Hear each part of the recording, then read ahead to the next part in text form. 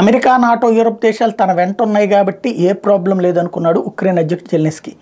Russia మీద గెలిస్తే ఇక ప్రపంచ వీరుడిని అవుతాననుకున్నాడు. అమెరికా తర్వాత తన నెత్తిని పెట్టుకుని మెచ్చి మేకతోలు కప్పుతుంది అనుకున్నాడు. తీరా చూసుకుంటే యుద్ధంలో రష్యా విజయం సాధిస్తున్నంతసేపు ఇటుపక్క నాటో, యూరప్ దేశాలు ఆయుధాల సప్లైలు కొన్ని రోజులు ఇచ్చి అవి కూడా తగ్గించుకుంటూ వచ్చినాయి, ఆర్థిక సాయం కూడా తగ్గించుకుంటూ వచ్చినాయి.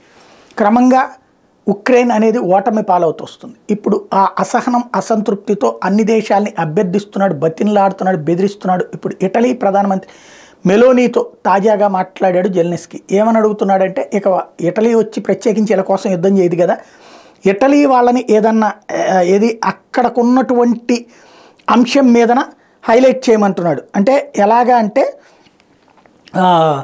ఇటలీలో ఉన్నటువంటి రష్యన్స్ మీదన ఆంక్షలు విధించండి, రష్యా మీద చర్యలు తీసుకోండి, రష్యా పౌరుల మీద, రష్యా వ్యాపారాల మీద చర్య తీసుకోండి, అప్పుడు మిగతా దేశాలు కూడా అవి ఫాలో అవుతాయి అన్నటువంటి పిలుపునిస్తున్నటువంటి పరిస్థితి. కాకపోతే మరి ఇటలీ ఆ పని చేస్తుందా లేదో చూడాలి.